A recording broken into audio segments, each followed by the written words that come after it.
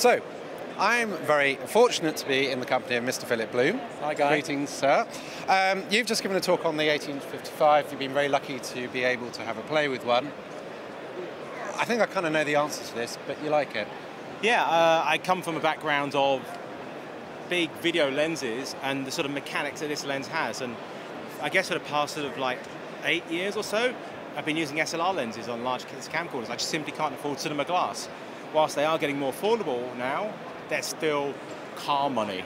Yeah. So I needed something which, and I had no idea this was coming out. And when they told me about it, I was like, they said to me, any interest in something like this? And I went, yes, enormous interest. And so when they asked me to shoot with it, I jumped at the chance. Well, you come from an ENG background. Yes. As do quite a lot of people, well, customers that we've got. They're ex-broadcast and they're used to this kind of thing. This must feel very similar, kind of a bit like an old friend compared to having to use DSLR glass. It's an absolute joy to have a constant aperture, which is true constant aperture, does not at all lose any light. Hard stops, a lovely long rotation that's not 300 degrees, like you get for most cine glass, has back focus adjustment, and a macro is one of the most exciting things for me. I'm so used to that on my old lenses, and I used it all the time. And it's interesting to see, you know, I think one of the surprises for all of us was the fact that E-mount right from the start. Yeah, I'm one of these people who thinks you don't want to buy too much native glass because you want stuff that's going to last different cameras, but I'm fully into E-mount. I have so many E-mount cameras, and the advantage of E-mount is the size of the lens. Whilst it's nice to have these other lens mounts, this keeps the lens compact, keeps it small, keeps it light.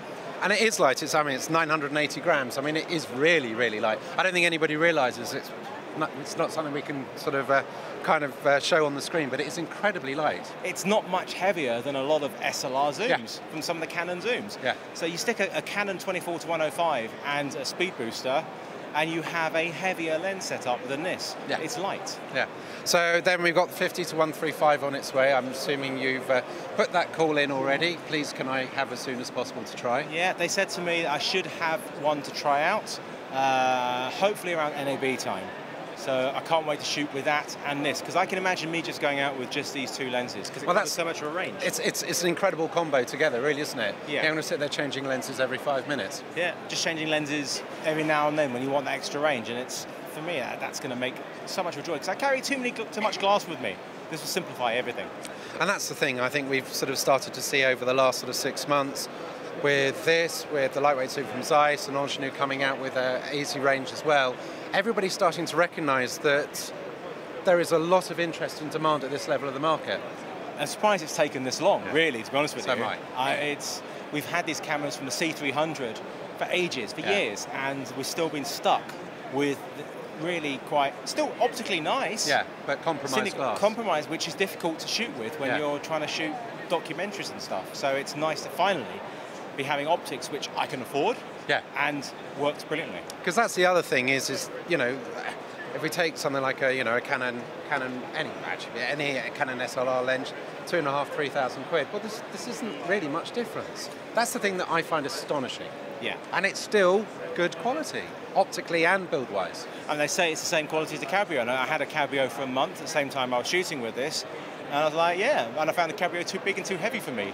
It's a lovely lens and it has a nice range, but this is what I need. I need weight, I need something I can afford, and the size. This is not heavy, not front heavy, it's nice and light. No, it's just beautifully balanced with one of these on the back. So I think for me it just ticks all the boxes I need.